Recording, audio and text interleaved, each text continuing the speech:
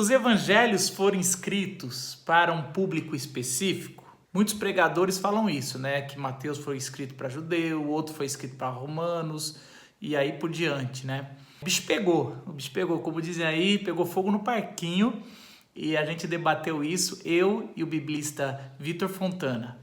Mas antes de você dar uma conferida aqui, que eu vou colocar um trecho de uma webinário que a gente fez, olha, aperta para curtir o vídeo já aí, assina o canal, aperta o sininho e assim você ajuda a divulgar esse material para aprender a ler a Bíblia, tá bom? Dá uma olhada aí, escreve nos comentários quem ganhou no debate ou o que você pensa, mas escreve com base bíblica, tá bom? Por que 4 evangelhos e não só um?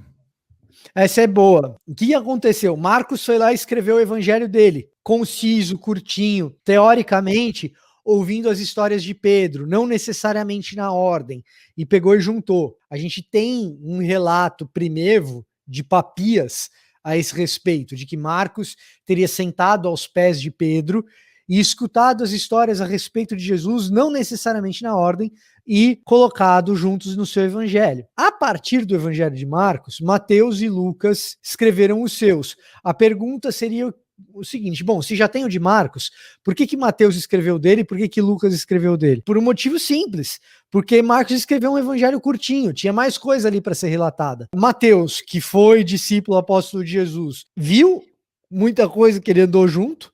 Lucas, por sua vez, fez uma pesquisa extensa, e aí você vai perceber que existe material em Mateus que não tem em Marcos, e tem em Lucas, que é material compartilhado de Mateus e Lucas, mas não tem em Marcos. Tem material de Mateus que é só dele, que a gente chama de Mateus especial na academia, e tem material de Lucas que é só dele, que a gente chama de Lucas especial. João, lá muito depois dos três, dentro da circunstância dele, provavelmente como bispo de Éfeso, vê que naqueles evangelhos os discursos longos de Jesus não estão presentes, e os discursos longos de Jesus servem bem ao propósito de combater o que seria o gnosticismo se formando ou já formado no final do primeiro século, talvez começo do segundo século. João, então, junta esses discursos de Jesus para fazer o seu próprio evangelho, que é um evangelho muito mais denso, filosófico nesse sentido, que apresenta Jesus como um grande pensador,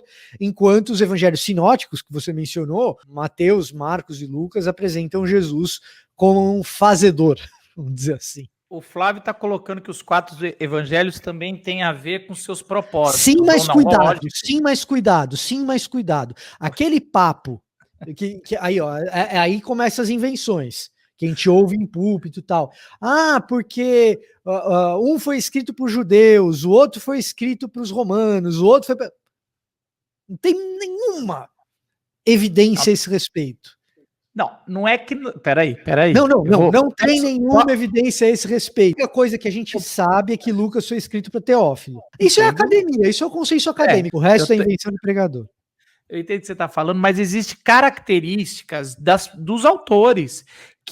Por isso que eu estou falando, cuidado. Também, por outro lado, você tem uma característica de Lucas, por exemplo, como ele é um estrangeiro e ele bebeu na fonte de Paulo, ele tem um olhar gentílico muito forte quando ele vai escrever. Não é ele que ele é um gentil. Para os gentios. Ele mas é um gentil, e Teófilo provavelmente foi Teófilo provavelmente era um gentil. Então, mas é isso que eu tô... Por exemplo, Mateus foi escrito para judeu? Não, entendeu? É que Mateus, ele escreveu, a palavra se cumpriu, por exemplo, do Antigo Testamento, parece muito mais em Mateus. Porque ele está trazendo que Jesus é o Messias do Antigo Testamento. Ele vai fazer toda a releitura sobre o Messias não é político e tudo mais. Por não isso é? Claro que não político-militar. Não é... Então, porque o que acontece é o seguinte, pelos temas de Mateus, você pode imaginar um público judaico? Pode, mas primeiro, você tem que reconhecer que você está imaginando um público judaico. A palavra imaginação tem que estar muito presente aí. Segundo, na data em que Mateus provavelmente foi escrito,